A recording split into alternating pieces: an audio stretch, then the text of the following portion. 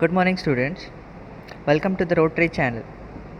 Previously, we have studied about physical education and sports for CWSN, children with specific needs. Now, we are going to study about the fifth unit, that is children and women in sports. This unit, in part 1, we are going to study about motor development and factors affecting it, and also exercise guidelines at different stages of growth and development. Sports are good for children of all ages. Children can enjoy and enhance their physical activities by taking part in organized sports and games. However, the sports activities should be appropriate for the children. Children can't stay away from sports activities whatever the circumstances are. In fact, they have innate tendency to take part in sports. The most important thing in children's motor development should be according to their requirement of the sports.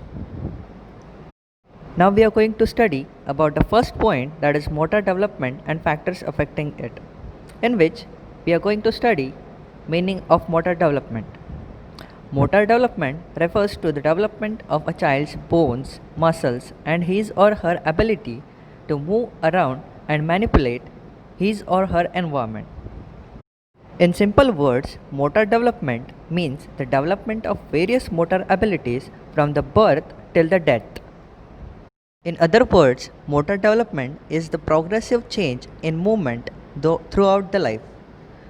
As a matter of fact, the ability to move is essential for human development. Various motor developments or motor skills are essential for everyday life, such as sitting, walking, running, climbing, catching or holding, jumping, skipping, throwing, and so on. Motor development can be divided into two types, that is gross motor development and fine motor development. So firstly, we are going to study about gross motor development. Gross motor development involves the development of a large muscles in the children's body, especially while sitting, walking, running, and climbing. The second motor development is fine motor development. It involves the small muscles of the body, especially during the small movements of fingers and hands. For example, holding of javelin, disc and pole, catching a cricket ball, smashing a volleyball, gymnastics, exercises with or without apparatus. Now we have studied about gross motor development and fine motor development. Further, we are going to study about motor development in children. Motor development in children can be studied effectively under the following three stages of childhood. The three stages of childhood are: the first one is early childhood, in which the children are of 3 to 6 years, whereas the middle childhood, that is the second stage, which considers 7 to 10 years of children, and the last one is late childhood, which involves 11 to 12 years of children. So we are going to study about in detail about each stages. So now the first stage, that is early childhood. The period of early childhood starts from the third year and continues till sixth year. The motor development during this period takes place rapidly. This stage is also known as preschool years. In this period, a child becomes perfect in various fundamental movements such as running, jumping, and throwing, and also acquires the ability to unite or combine three movements. In this period, children's stride length increases and the development of more mature running patterns. During this period, proficiency in climbing on ladders become efficient. They can hop and gallop skillfully. The motor development at the end of early childhood achieves a satisfactory level. So, the systematic training of children in various sports such as gymnastics and swimming can be started because their basic movements like rolling, hanging, pushing, pulling, etc. becomes efficient. This can combine these movements efficiently under changing and difficult conditions. They become efficient in various movements combinations such as running and jumping, catching and throwing, running and throwing, etc. Thus, they become efficient in all such movements, but still, competitions at these stages should be avoided. The second motor development in children is middle childhood. The period of middle childhood starts from the 7th year and continues up to 10th year. During this period, children become active, agile. They have strong desire to engage in various physical movements and activities. During this period, children have a desire to complete or compete with children of their own ages. They also have an urge to improve upon their previous performances.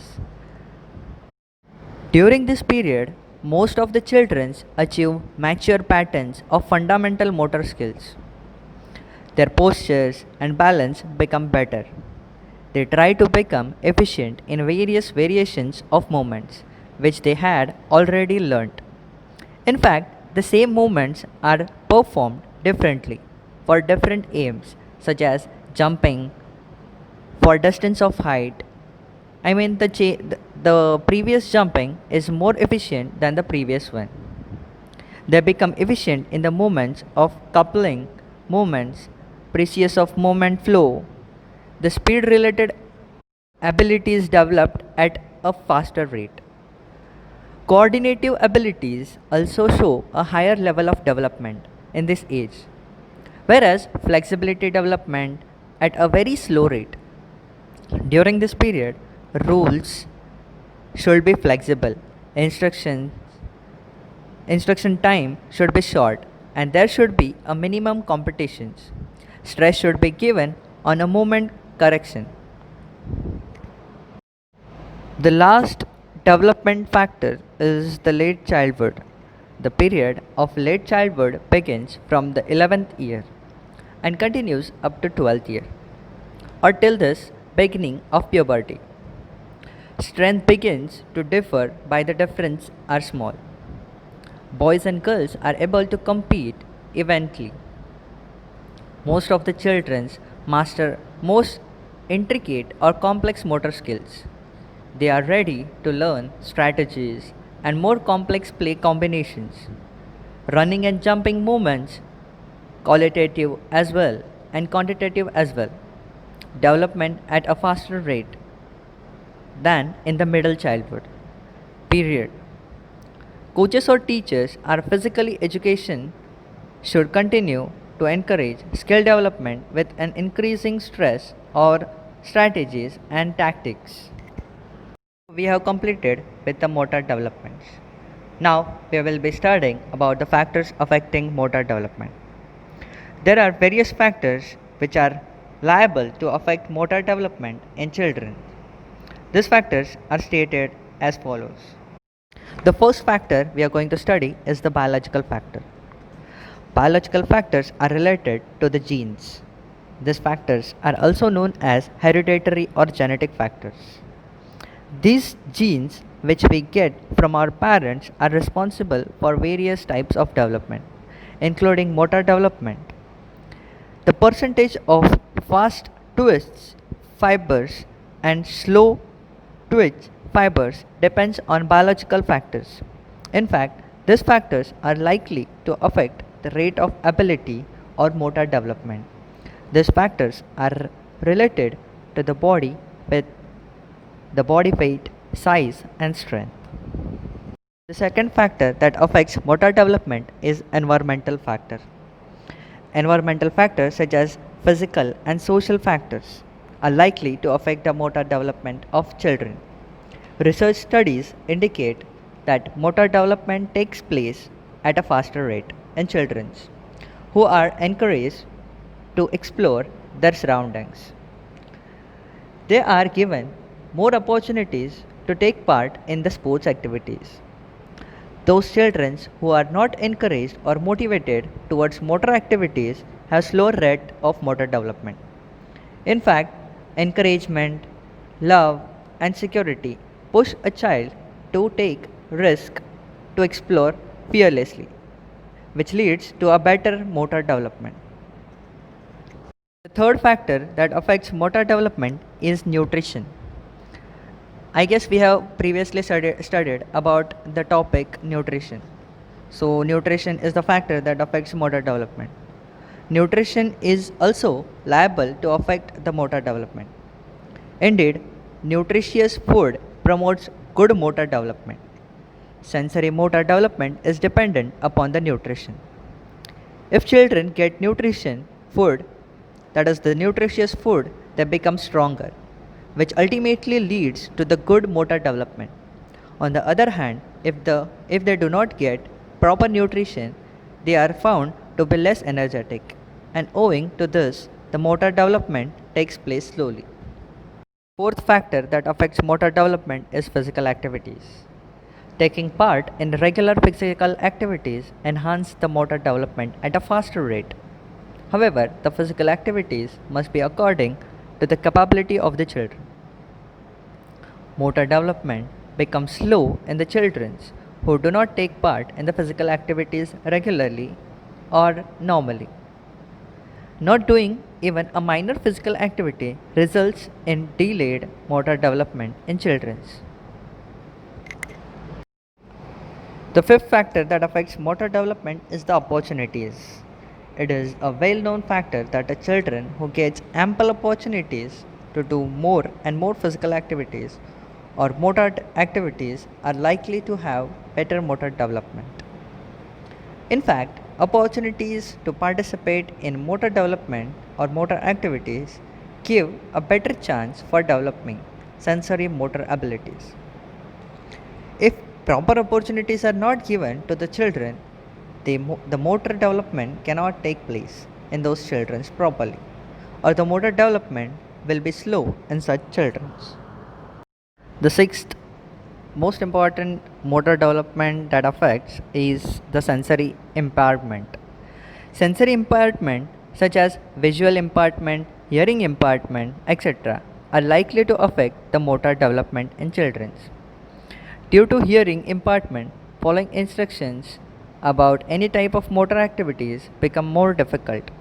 In the same way, visual impairment also slow down the process of motor development. So, it can be concluded that if there are not sensory impairments in children, then they will have better motor development. As shown below, there are the sensory impairments, the sensory things, that is the eye, ears, nose, tongue, and your touch. The seventh factor that affects motor development is postural deformities. Postural deformities in children definitely affects their motor development. Any postural deformities like spinal curvature deformities, flat foot, knock knees, low legs creates hindrance or obstacles in the path of motor development of a children.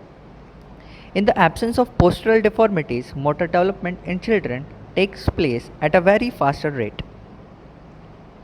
So this was all about today's lecture, in which we have studied about motor development and the factors that affects it.